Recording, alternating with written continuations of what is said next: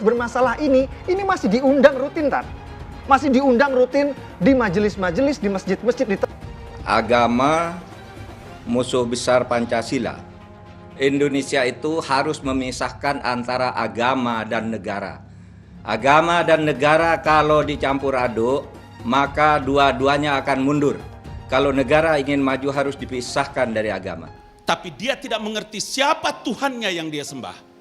Terlalu banyak orang beragama Islam, tetapi dia tidak menggunakan konsekuensi keimanannya dan Al-Quran itu dalam sistem nilainya. Clear? Tepuk anak soleh. Aku anak soleh, rajin ngaji, rajin sholat, orang tua dihormati, cinta Islam sampai mati. La ilaha illallah Muhammadur Rasulullah. Islam, Islam, yes, kafir, kafir, no. Ya, terima kasih ya. Coba mana suaranya kelas 3. Takbir, Allahu Akbar. Lu Islam bukan? Ya udah takbir. Kok buat apa lu kafir? Barang siapa yang mengikuti orang-orang kafir di dalam hari raya mereka, menyerupai orang-orang kafir muslim dalam hari raya mereka, kepada seorang kafir walaupun kafir itu punya hubungan baik dengan kita, tapi mengucapkan selamat terhadap hari rayanya, maka di situ kata ulama-ulama terdahulu dilarang, tidak diperbolehkan, masuk kategori maksiat, bahkan berhak untuk dihukum. Bersepeda ke Gunung Sahari, pilih mampir dulu ke Karanganyar. Atas nama Pemprov DKI kami ucapkan selamat merayakan Natal. Ancaman-ancaman yang ada, termasuk kalau ada sweeping ataupun juga aksi tolak peribadatan dan lain-lain, konflik sara dan tawuran tadi dilaporkan oleh Bapak Kapolri. Dalam hal ini Polri akan mengambil tindakan tegas terhadap hal-hal yang seperti itu. Sehingga Presiden meminta kepada Polri pada dalam rangka menyambut Natal dan Tahun Baru ini aksi-aksi yang seperti itu tidak ada. Karena orang-orang kafir ini mulai berani. Padahal dia minoritas. Dia mulai tahu pertama kafir, kedua goblok. Kitab Bible Kristen itu bohong. Saya bukan mengatakan Bible Kristen fiksi. Bible Kristen itu palsu. Karena di salib itu ada jin kafir. Karena di salib itu ada jin kafir. Karena di salib itu ada jin kafir. Haleluya. Ya, untuk mengalihkan perhatian kita dari para penista agama. Kamu anak Tuhan dari mana? Kalau Yesus anak Tuhan, bidangnya siapa? Kemudian na'udzubillah min dzalik. Anda pilih orang kafir, berarti Anda telah menyerahkan urusan umat Islam ke tangan orang kafir. Yang Allah tidak pernah izinkan itu, saudara. Sehingga seorang kafir ini Anda berikan jalan untuk ke depan ngerjai umat Islam. Saudara, merusak umat Islam, melanggar aturan syariat. Berarti, saudara, Anda sudah menyalahgunakan amanat kuasa yang Allah berikan kepada Anda, saudara, untuk menyulitkan umat Islam. Maka berarti orang tersebut masuk dalam sumpahnya Nabi. Fasbuk alaih, bikin susah dia punya hidup. Tapi Anda yakin FPI tidak akan bisa dibubarkan? Karena kalau Front Pembela Islam dibubarkan, besok dibikin lagi Front Persatuan Islam, FPI juga.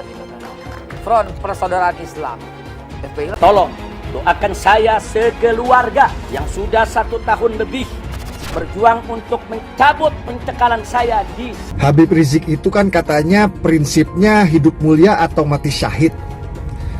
Itu kan katanya Gaza lagi diserang sama Israel. Kok Habib Rizik nggak pergi jihad aja ke Gaza mumpung deket dari Saudi? Daripada curcol mewek-mewek terus di video.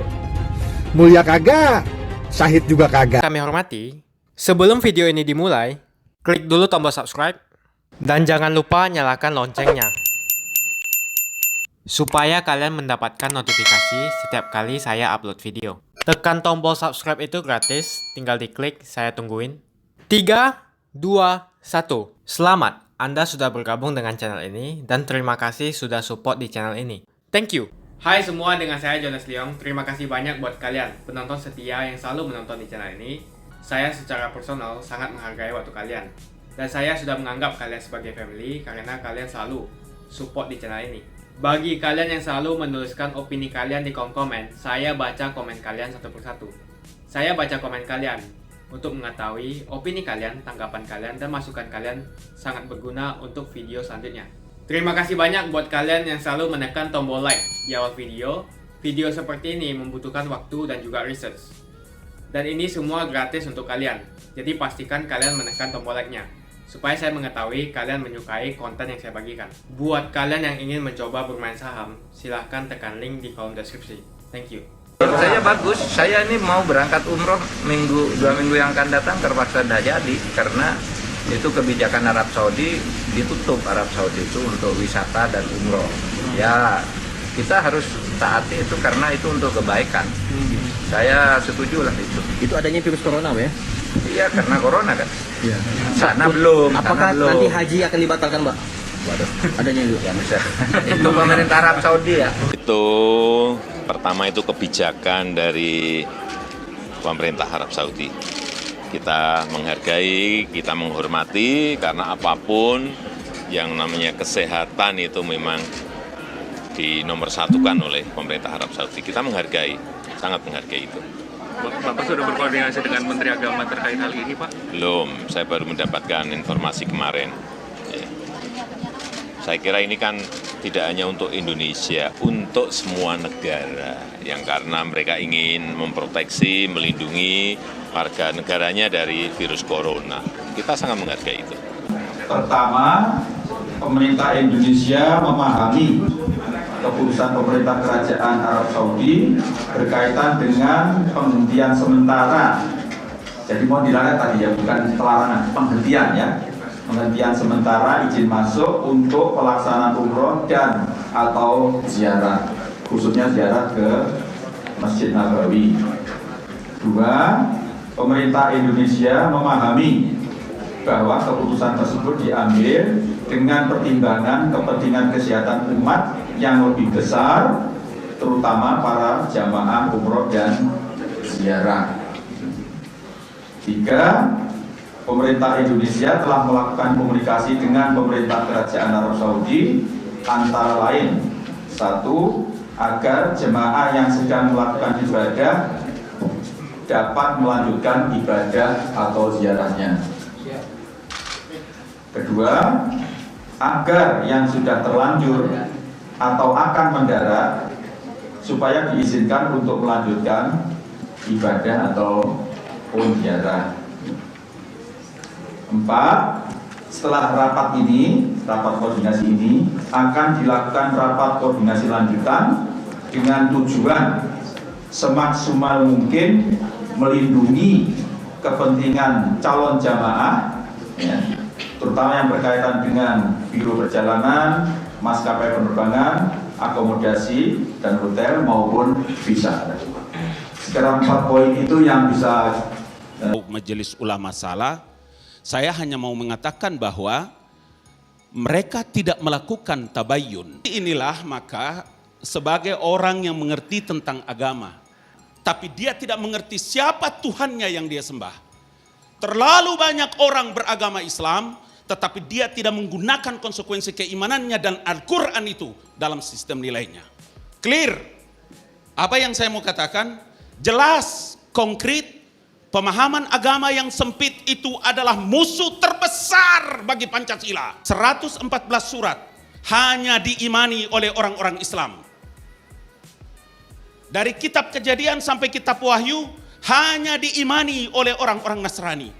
Orang Islam tidak percaya itu dan orang Nasrani tidak percaya Al-Quran. Mau cerita model apapun tidak ada yang percaya. Di mana lagi salahnya? Tidakkah kita terima lagi itu?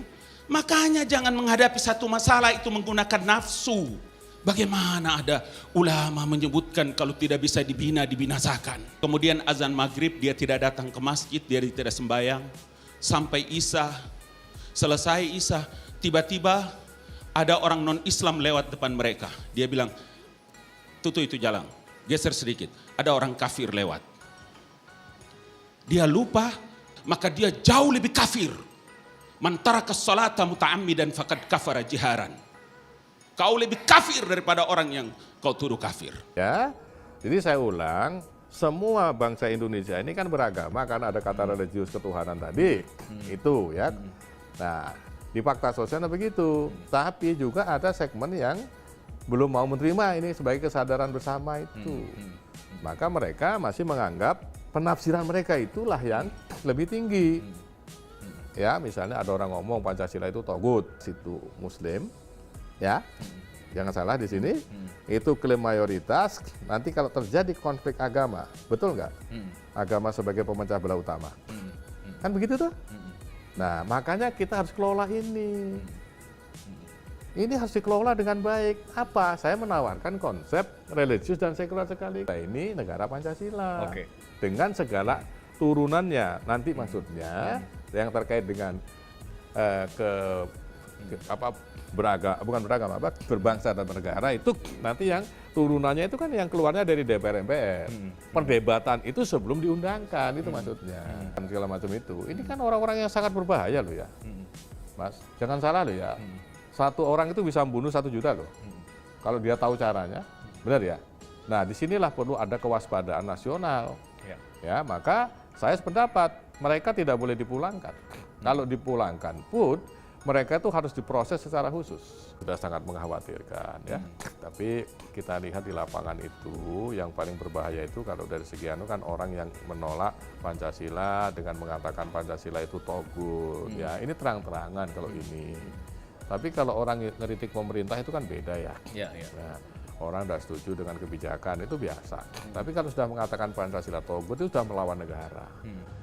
Agama musuh besar Pancasila dalam kalimat tanya. Maka jawabannya Pancasila itu tidak bermusuhan dengan agama. Agama bukan musuh besar Pancasila karena nilai-nilai Pancasila itu bersumber juga dari nilai-nilai keagamaan yang kemudian dikristalisasikan menjadi ideologi sehingga nilai-nilai agama itu masuk di dalam Pancasila. Pancasila memberi peluang atau melindungi atau memberi proteksi terhadap penganut agama untuk melaksanakan ajaran agamanya masing-masing yang selain diatur sebagai ideologi juga diatur sebagai dasar negara. Ideologi negara dan dasar negara dalam pengertian praktisnya itu berbeda. Satu. Nah, untuk itu maka kita lihat bagaimana hubungan antara negara dan agama yang sebenarnya merupakan cerita lama ini, merupakan perdebatan lama, kita buka kembali. Jadi begini, ini bisa dilacak dengan salah satu episode perkembangan sejarah kita di akhir tahun 30-an. Ketika Bung Karno mula-mula, Bung Karno itu mengusulkan negara Indonesia itu adalah negara sekuler total. Yang kemudian sesudah berdebat dicapai kompromi menjadi negara tidak sekuler, tapi juga tidak negara agama. Jadi pada akhir tahun 30-an itu, pada tahun 1938 melalui majalah Panji Islam, Bung Karno menulis artikel yang mengagetkan ketika Bung Karno itu menulis apa sebab Turki memisahkan agama dari negara. Yang isinya itu dia mengusulkan kalau Indonesia merdeka, kelak, kata Bung Karno, Indonesia itu harus memisahkan antara agama dan negara. Agama dan negara kalau dicampur aduk, maka dua-duanya akan mundur. Kalau agama ingin maju harus dipisahkan dari negara, kalau negara ingin maju harus dipisahkan dari agama. Itu tulisan Bung Karno yang kemudian disusul dengan tulisan lain ya, memudahkan pengertian Islam. Kemudian masyarakat onta dan masyarakat kapal udara itu tulisan Bung Karno yang menginginkan agar Indonesia itu sekuler penuh. Tahun 38. Pandangan Bung Karno ini kemudian dibantah oleh Nasir dengan tulisan yang juga sama cerdasnya ketika dia menulis kemudian artikel arti agama dan negara atau arti agama dalam negara yang pada intinya Nasir berpendapat sebaliknya. Justru Negara kalau ingin maju dan demokratis karena mayoritas penduduk Islam dan Islam itu mengatur semua segi kehidupan secara kafah, maka negara ini harus menjadi negara Islam, kata Nasir. Pemikiran yang muncul dari polemik akhir tahun 30-an itu terus menjadi perdebatan sampai di tahun 45 ketika BPU PKI dibentuk. Terjadilah perdebatan di sidang-sidang BPU PKI pertama, terjadi panitia 9 seperti tadi diceritakan kisahnya oleh Mas Anhar Gonggong, yang kemudian melahir kesepakatan Indonesia ini bukan negara agama, tetapi juga Indonesia bukan negara sekuler. Kata Bung Karno, negara ini adalah negara apa? Kesepakatan, modus vivendi, bahwa negara ini ya bersumber dari nilai-nilai agama, pedoman-pedoman hidup dan ideologinya serta konstitusinya, tetapi juga tidak memberlakukan hukum agama. Agak rumit memahaminya begini. Negara yang seperti ini oleh disertasinya Tahir Asari disebut negara religious nation state. Religious nation state itu artinya negara kebangsaan yang berketuhanan. Negara diilhami, diinspirasi oleh nilai-nilai agama tetapi tidak memberlakukan hukum agama tertentu. Tetapi negara melindungi penduduk dan rakyat yang ingin melaksanakan ajaran agamanya masing-masing. Itulah religious nation state. Jadi tidak mungkin Pancasila itu bermusuhan dengan agama. Pancasila dan agama itu kawan dekat, saling mengisi, saling bersumber. Gitu. Nah, di dalam teorinya Friedrich ketika dia menulis In Prismatic Society, dia mengatakan yang kemudian dikutip oleh disertasinya Nur Hasan Ismail ketika menulis tentang hukum agraria, itu dikatakan begini, negara Indonesia itu adalah negara prismatik, yaitu titik tengah antara dua konsep, suka atau tidak suka, itulah kalau mau pakai konsepsinya atau teori prismatik.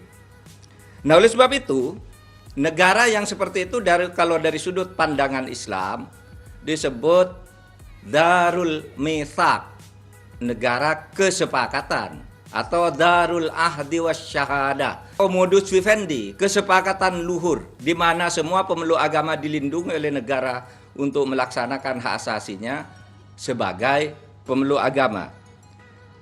Nah, itu tentang konsep hubungan negara dan agama yang jika ditinjau dari sudut hukum dan politik ingin difahami secara proporsional. Negara ini tidak anti agama. Agama juga tidak anti Pancasila.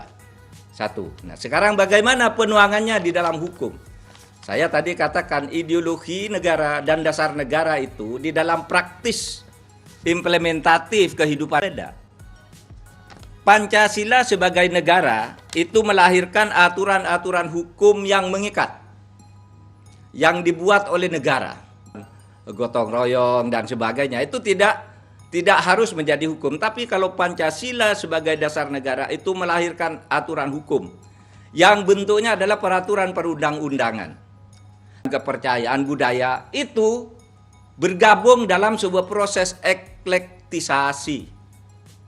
Nilai agama, Hindu apa ini apa bergabung, digodok itu dalam proses eklektik, lalu keluarlah hukum nasional. Namanya hukum Pancasila. Konsep hukum Pancasila itulah lahir dari ya Islam, ya Hindu, ya agama, budaya, adat dirapatkan, dimusyawarahkan di proses legislasi. Kemudian lahir hukum nasional. Sehingga kemudian bentuk hukum yang berlaku itu lalu ada dua. Satu, hukum publik. Itu adalah hukum yang berlaku sama bagi semua warga negara, agama apapun, suku apapun. Suka atau tidak suka, hukum pidana kita itu adalah hukum publik yang berlaku hukum nasional, disetujui melalui proses eklektisasi. Eklektisasi itu ngadon, mencampur. Misalnya Anda membuat donat, ada tepungnya, ada gulanya, ada airnya, ada mericanya, diadon, lalu jadilah donat sebagai produk. Itulah produk hukum nasional. Sebagai produk eklektisasi dari negara Pancasila yang dengan agama itu sama sekali tidak bermusuhan. Sama sekali tidak bermusuhan. Nah, adapun hukum perdata, saya tadi katakan hukum negara itu tidak memberlakukan hukum agama di dalam hukum publik. Tapi hukum perdata itu berlaku dengan sendirinya selama pemeluknya mau. Oleh sebab itu, orang mau naik haji, ya naik haji aja. Itu tidak dilarang oleh negara, malah dilindungi kalau Anda mau naik haji. Tapi negara tidak boleh mewajibkan orang naik haji, karena orang naik haji itu adalah hukum agama. Tapi kalau orang mau naik haji, mau umroh, negara wajib melindungi dia sebagai warga negara. Orang mau sholat di mananya, orang mau sholat di gereja harus dilindungi keamanannya. Tetapi orang tidak wajib ke gereja, orang tidak wajib ke masjid. Cuma kalau orang mau, negara wajib melindungi. Itulah implementasi hukum, penuangan hukum secara proses eklektik di dalam tata hukum kita. Sehingga sebenarnya kita tidak perlu ribet. Anda mau beribadah, tidak perlu undang-undang, beribadah aja. Mau ke majelis taklim aja, tidak usah pakai undang-undang segala. Itu boleh di dalam negara. Nah, oleh sebab itu maka saya ingin menyingkat presentasi saya ini, pendapat saya ini dengan sekali lagi masuk kepada simpulan hubungan antara negara dan agama di Indonesia dipandang dari optik hukum dan optik politik, bahwa negara tidak memberlakukan hukum agama, tetapi negara memproteksi pemeluk agama untuk melaksanakan ajarannya, di mana hukum publiknya diatur secara sama berdasar proses ijtihad yang eklektik, hukum privatnya berlaku masing-masing tanpa saling mengganggu dan penuh toleransi. Ayo like video ini dan tekan tombol loncengnya untuk menunjukkan kalian suka dengan konten yang gue bagikan. Dan kalian ingin melihat konten seperti ini lebih banyak lagi. Kasih banyak buat kalian yang gak skip dan nonton video ini sampai habis. Saya secara personal sangat menghargai waktu kalian. Makasih banyak buat kalian yang sudah tekan tombol subscribe, dan makasih banyak buat kalian yang sudah tekan tombol loncengnya. Jangan lupa bagikan informasi ini ke teman atau family Anda. Mungkin teman atau family Anda membutuhkan investasi ini. Oke guys, sekian dulu dari saya. Jangan lupa follow Instagram saya di @johannesleongofficial untuk kata-kata motivasi setiap harinya. Bagi kalian yang termotivasi nonton video ini, ayo like video ini dan subscribe di channel ini. Dan buat kalian yang sudah subscribe di channel ini, jangan lupa tekan tombol loncengnya supaya kalian mendapatkan notifikasi setiap kali saya upload video.